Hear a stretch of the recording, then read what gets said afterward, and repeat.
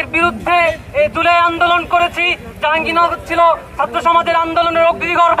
সেই অগ্নিগর্ভের ছাত্র সমাজের পক্ষ থেকে আবার যারা সেই আওয়ামী লীগের পুরাতন বন্দোবস্ত চালু করতে চায়, সেই পতিত আওয়ামী লীগকে আমরা বিদায় করেছি। আওয়ামী লীগের সেই সংস্কৃতি যারা আবার চালু করতে চাচ্ছে, আবার চাঁদাবাজি, আবার খুন, আবার ধর্ষণ, সেই দলকে আমরা বলতে চাই চাঁদাবাজি বন্ধ করে ভিক্ষা করুন, আমরা ভিক্ষা দিব। আপনারা ভিক্ষা করুন, আমরা ভিক্ষা দিব। আমরা বলতে চাই, এই ছাত্র সমাজ বলতে চায়, আজকে এই সন্ত্রাস বিরোধী ঐক্য থেকে আমরা জানাচ্ছি, আমরা আপনাদের এই খুন ধর্ষণ মেনে নিব না।